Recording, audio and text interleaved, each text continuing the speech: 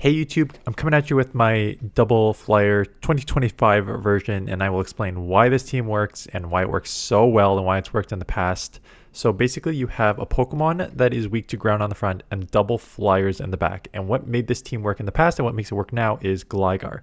Because Gligar will help you offset your electric weakness. So it is half ground. Because ground double resists electric, you will single resist electric, which helps you there. Now you add a double ice weakness on Gligar, but that's where your steel flyer comes in, and that was Skarmory back in the day, but now you just have Corviknight. So you have Corviknight that will be weak to electric but neutral to ice, and you have Gligar which is double weak to ice but resisted electric. So that combo in of itself is very strong. What also makes it very strong is that the things that I mentioned, ice and electric, are not super prevalent in the meta. Maybe a little more so now with the electric, and Dedenne, as you can see, is my lead Pokemon because I think it's very, very strong in this meta.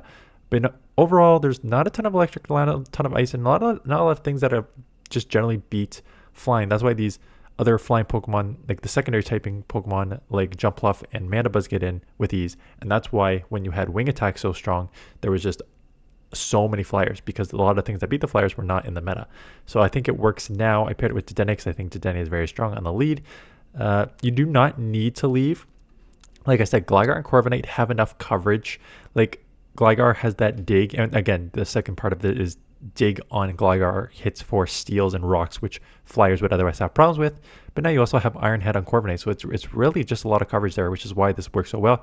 So all that being said, do you need to leave the lead? No, you don't. You can stay in this lead and play it out, and then go in the back. There will be certain Pokemon in the back, like flyers are tough in the back for this lineup because you're Fairy Cut is resisted by flyers, your Sand Attack is resisted by flyers, your Dig is resisted, so you can only go like Aerial Ace here. So honestly, flying is the toughest answer for your backline. But let's take a look here. That's not like there's other Pokemon like that have like coverage with electric and rock and stuff like that. That'll cause bit problems, but you know what I mean. Anyways, Dedenne and Azumarill. So get off the first one. They are staying in. That is fine. I will shield. Seeing if I could, because my thought process, if they're staying in there, they're probably weak to this in the back. So let's just try and keep as much of this alive as I can. Farm up. If they lose this and come into the ground, I instant swap. If they come in something that's weak to, like a Talonflame, you just stay in. So a Talonflame coming in, obviously not a great answer. Grabbed one shield there. I'm 3 times boosted. I'm gonna get another move off here. This will be what, the 4th one. So get that off. They commit the second shield. I do commit the shield just because I'm 4 times boosted and they probably don't have a good answer in the back to this. End up having more Peko. So because I have Gligar resisting the electric, super effective with the Fury Cutter, I decided to come in there. Now it is a race to the move, and I get to the dig just as they're getting to probably a Psychic Fangs here. It is a Psychic Fangs, not enough to take out. I will get to the dig. The game has been weird with the bugs and lags. I've had a lot of those like slow animation sort of things. What do I do here? Come to Dedenne, because assume they won't have a flame charge here. Oh, and I get to move anyways. Okay. Because even if they like force to throw an energy, maybe I can get to move, but does not matter. Take it out with the parabolic charge. Dragalge. Kind of a tough one. I'm gonna have instant swap, and this is not even an amazing answer, but it's not bad. Water is super effective on me, but acid's resisted at the same time. Fury Cutter's resisted. I'm just gonna take that because I don't know what's in the back yet. Jellicent, Jellicent's a bit tough. Has those surfs that come pretty quick here, so they're just gonna let that go, knowing that I have a Dedenne on the lead here, which I will then come into. So I wouldn't be surprised. Let me see what I want to do here. Burning the clock for starters. I'm trying to figure out whether I want to just throw the move. I guess it will depend here. Yeah, okay. I'm not going to get to a move before they get to 1, so I'm going to just shield. Actually, that's kind of interesting. I guess I don't know what's in the back yet, so I wanted to keep this alive a bit. Sand Attack on Corviknight is super effective against Dragalge, so we'll see if I just go straight here. Yeah, they're doing some chip damage, and is Golisopod in the back. maybe a Fury Cutter. Sorry, not maybe a Shadow Claw, which is actually worse for me because I would super resist the Fury Cutters. But I can't tell if that's Fury Cutter because Fury Cutter is double resisted on the Steel flying. But spammy enough here. I'm going to try and grab this second shield with this Sky Attack here. Sky Attack being super effective on the bug. So let's see if they decide to commit the second shield here. They do instant swap and snipe or hold that back, get the play rough off. Aqua Tail, again, not a great move on Dragalge, as you can see there, but Acid is super effective. Play rough is only neutral here because they are half poison, which resists, which means I do not take out. They do get the farm down. They will get a move off here, and I will lose this match. Dragalge I've seen a couple times now, and it is very tough to deal with. That typing is very, very unique to go against. Annihilate, good lead overall. They switch to Ferret. So where do I go here? I have two flyers in the back, so I don't necessarily need to leave right away, and Sucker Punch is resisted. Yeah, so you're seeing just that logic in my head here. Like, yes, I have a Fairy here, which will do well against Annihilate, but you know, I have two flyers in the back for Annihilate, and then this Sucker Punch is being resisted here. So it's worth just to stay in this matchup. Maybe I try and catch a move here on one of them. No. My defense is boosted by 2, but I am committing a double shield. Interesting. Just assuming, and this is the thing, when you're double boosted, and this will be a third one here, when you're 3 or 4 times boosted, it's very tough to like leave the matchups. As you're going to see there, like that Swift does nothing. Now they're down to 0 shields because they burn 2, and those counters are doing nothing, and this play rough a one-shot. It's just a Pokemon that can get really out of control here, and there we go. You do not even need to make any switch. They just top left, but here's one that's kind of tricky. Am I going to try and catch here? No, trying to get to a move. 14 versus 13 could be a dig. It is a dig. Fury Cutter is resisted on the Fairy, but obviously Thundershock and Parabolic Charge are resisted as well. Going straight for the play rough, hoping they don't shield. They don't. Try and catch. Try and catch. Too late. You could see me trying to catch at the ending there, but I did not get to it in time. So now I'm just going to have to maybe go back-to-back Parabolic Charges here. One will take out, see what they decide to do. I think I remember them shielding and then letting the second one go. Yeah. So shielding, letting the second one go, which means I'm going to have, what, 2 times boosted defense here now. Unfortunately, it is a Diggersby, so we are going to have to instant swap here. We do not want to stay in versus a Diggersby. I mean, I could have Fury Cutter play rough, but I think maybe similar pacing. They eventually get into Airquinid, which is not a good answer for Gligar. Their Bug Bite is resisted. I have super effective Aerial Ace. I mean, I guess they do have a water move, but that's a quick water move, so that's probably just Bubble Beam. So I'm going to get the second move off here and take this out or put on some shield pressure, I think. So out comes... Nope, they let it go. I'm going to snipe. Put on some play rough pressure, hopefully. Or force them to throw. And honestly, getting a Scorching Sands off here is not the worst. Having them dump energy. Going to go Corviknight. Quick Attack, resisted. Fire Punch, super effective. Probably still takes 3 is my guess. Yeah, even though I don't even have good IVs, Corviknight's still enough tanky enough. Going for the Sky Attack. Iron Head. The difference from 1 and 2 turns worth a move is not worth how much like less damage Iron Head does, in my opinion. So I try and just go Sky Attack all the time. Maybe try and catch a move here. Do catch a move. Try and catch a Fire Punch. They undercharge, knowing they need a farm down to come out with energy. Unfortunately for them, close on the undercharge, but they needed 6 moves, and I only need 5 to get, like 10, sorry, 10 to get to Aerial Ace here. This mirror match is a weird one. So I go straight play rough here, and my opponent goes straight Parabolic Charge here. And Parabolic Charge obviously boosts your defense, but does a decent amount, honestly. So I was actually surprised at how much it did. I think in future matchups I did go Parabolic Charge. Because now they could get off a play rough and take me out. And they do. So they boosted their defense. They did lose a shield, but they boosted their defense and took me out and are going to get to a play rough here if they want. Maybe a Parabolic Charge if they won't bait, but it is a play rough, and that takes me to the yellow, or excuse me, to the red. And we are in all sorts of trouble here. Do eventually take them out. What's in the bag? A Drifblim. I'm just going to chip here. And then Drifblim's a flyer, right? So this is the almost worst case scenario. We're seeing a flyer. Sand attack is resisted, so that's an easy stay in for them for now. And maybe even if they want to like take a charge move on their back Pokemon here, they can do that. Nope, staying in. Going Iron Head, which wouldn't be enough after the lowering of the attack, so I should have gone Sky Attack. Yeah, what a stupid play.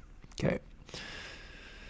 Yeah, so now I have to commit the double shield because it is a Shadow Drifblim at that. I'm trying to farm down so I can reset, and they get to another move because I'm 2 times lowered and sent. What a disaster of a game. Extremely poorly played. Holy crap. And Annihilate in the back too. Brutal. Okay, so another mirror match. I kind of just explained how I may play this one a little differently. Maybe go to the play rough and bait like they did last time. Yeah, look at me learning. Again, I don't even know if it's the right move, but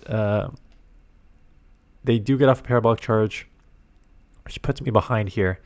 So let's see if I try and catch one on the Gligar, or they just go another Parabolic Charge here. So I'll live this. And here comes the play rough. See if it lands or grabs a shield here. It does grab a shield. I'm going to instant swap, and they instant swap into a Moltres, and this is not bad. The half dark makes Fury Cutter neutral. It's Moltres in itself is not a Mandibuzz, so it's only going to take a couple of these Aerial Aces with these Fury Cutters to take out. I'll definitely respect the fly, and it's probably just a fly. They don't even need to bait there. Sucker Punches are adding up. So get off this second Aerial Ace. They do shield, and they're going to go right to CMP here. I assume I let this go, and honestly, I probably just come to Dene and sacrifice it and then try and Corviknight, and they instant swap into Marowak. So Marowak is still tricky, and this, oh man, I hate Corviknight. This is, do you have to use Corviknight for this team? Probably. Like, could you get away with a second Pokemon? Like, the other option back in the day, which isn't an option really anymore, was Pelipper. So you can use Pelipper because Pelippers have water, so that would offset the ice. So Pelipper worked in the past. Gyarados a little more niche. But that strategy still worked with Gligar Pelipper. Or Gligar Skarmory back in the day. It is very tough to do anything but Corviknight right now. You could just have a double weak to ice. Again, there's not a lot of ice in the meta. If you want to run with a Mandibuzz or a Moltres, you can, for sure. You're just double weak to ice, so maybe instead of having the Dene lead, you have something that covers ice lead. I do end up winning the matchup anyways. But yeah, so I don't know. And you want to know what? Oh my goodness. So good news is I still won a lot with this team. Bad news is I hate how I'm playing. Never bait in that situation. Take it out. It's not even that much more to get to these playoffs. Anyways. So what was I saying? Yeah, I hate Corviknight. I've used Corviknight no less than like 15 times now. And every single time I've hated it. And I don't know why I keep going back to it. Outside of I just kind of need to, or it's ranked, or it just works with the team, trying to cover like a fairy weakness or trying to cover a ground weakness. And so it just works. But man, I hate it. Sand attack's not good enough. Iron Head's not good enough. Sky attack's okay.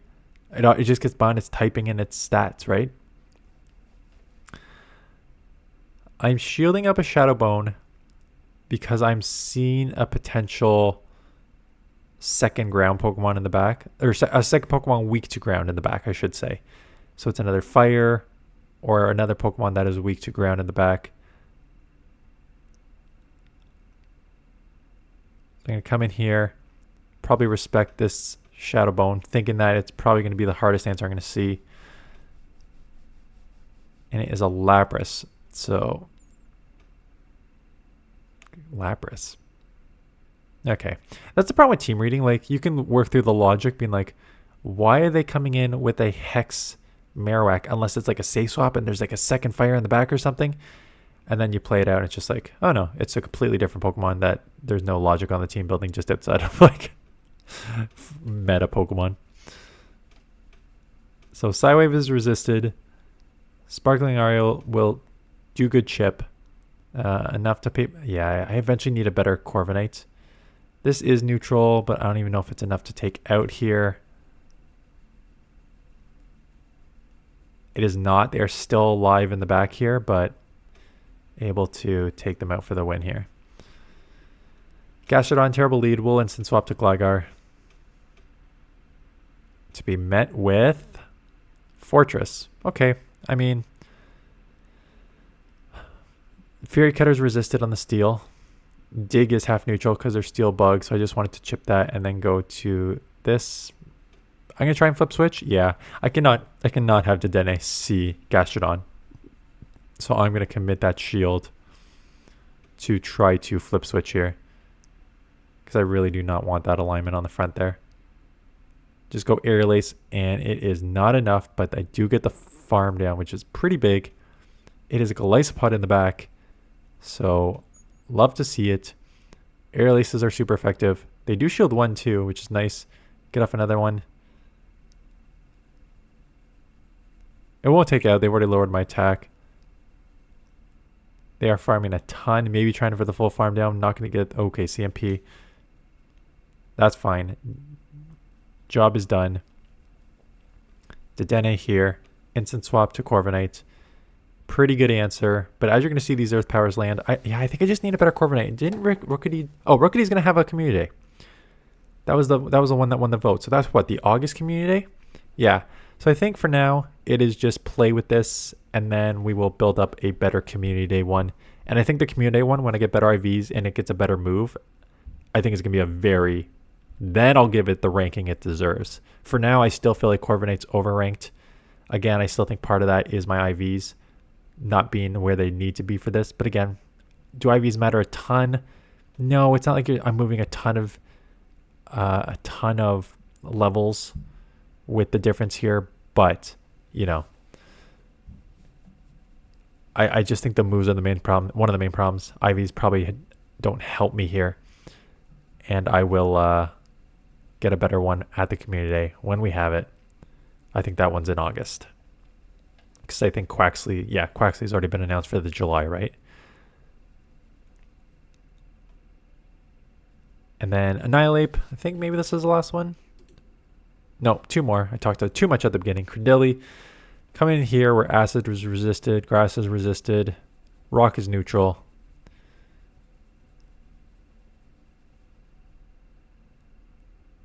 And I have the super effective Iron Head, which I was hoping would do more in this situation, but I guess they did lower my attack. Still, a Shadow Credilli only taking it to the mid-yellow here. Now I got to worry about the Rock Tombs.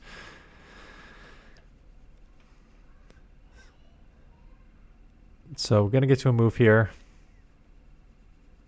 So yeah, double flying, definitely a strategy that you can use in this meta. I'm going to instant swap. So this is okay. I still don't know what's in the back though. And I just showed my last Pokemon, which I don't know if I love that, but we'll see. And they have Ice Punch if I remember. Yeah, I do shield and they do have an Ice Punch. So that is unfortunate.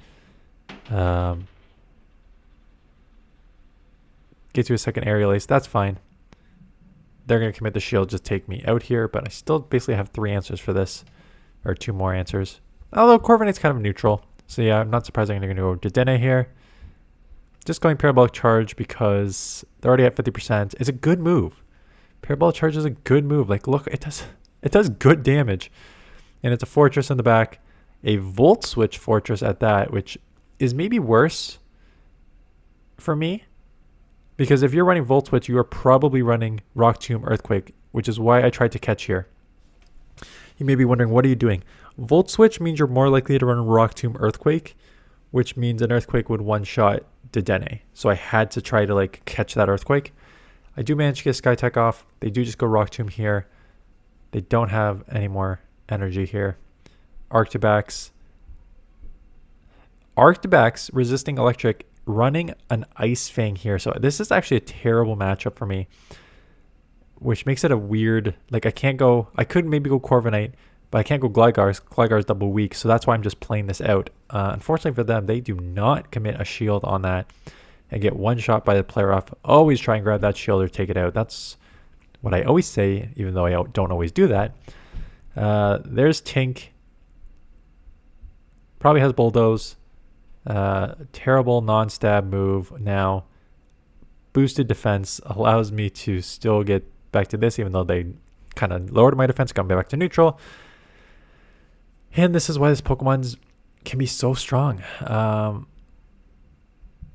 You know, I just took out the lead and I took out 50% of them and I grabbed a shield. So quite the combo there. See if I decide to burn one on one of these Hydros here.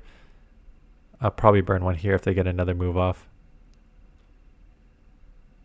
No. I mean, I think I live with like 1 HP here. Yeah. And now it'll be a 2 shield. I mean, I've already seen the team, so I know Gligar can sweep here. And a 2v1 shield with a Pokemon at 50% health. Calling the play rough bait, like the Bulldoze bait here, and I correctly get it, which means they have nowhere to go here. Which means I will take this matchup with ease. And that is going to be the last match here. So,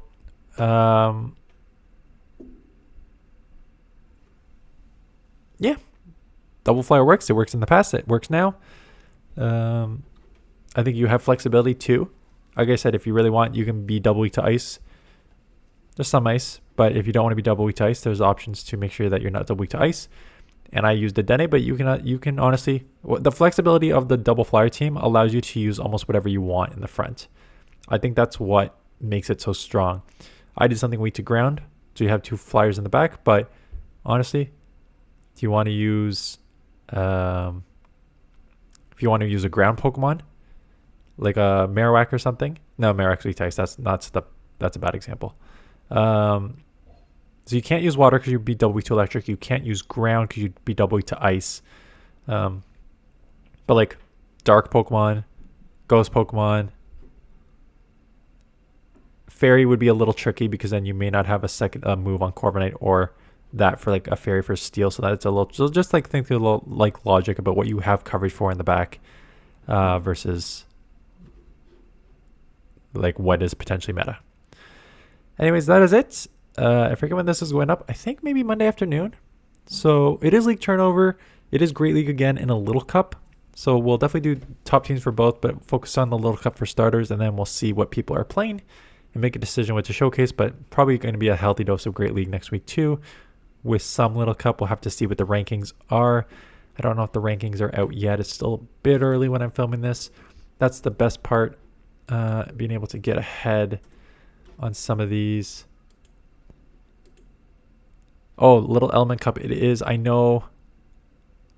So they changed the why this may be actually better this, and this is just a side as we preview for tomorrow. The Little Cup here, Little Element Cup is Pokemon. Sorry, it's first Fire, Water, and Grass. It's a 500 CP lead. It's the Little Cup. Fire, Water, and Grass. Only Pokemon that are able to evolve and have not evolved once will be eligible. Now, I was kind of surprised the PV Poke Rankings doesn't have Miral on this list, because I'm pretty sure it can evolve to a Zoomroll and it is a water, but it's not on this list right now. So if it's not on this list forever, maybe I don't see it banned on the list here. I'm worried that unless is Miral just a plain, no. It's a water fairy, right? Yeah, Miral's a water fairy. It evolves from, it evolves from Azurill. It evolves from the little bouncy one. That's right. At level, so okay. So there is no right. Okay, you know what? This is actually, there's actually more options now because Mural's not in this. Your Pika Libres are not in this. Your Smeargles are not in this. So the rankings are like Skrelp, Ducklet, Carvana, Fomantis, Pumpkaboo, Frillish, Dewpider, Fungus, Lileep, Litwick. So, you know what? There's options here to play Barboche, Wooper. It's looking like kind of the old school little cups here.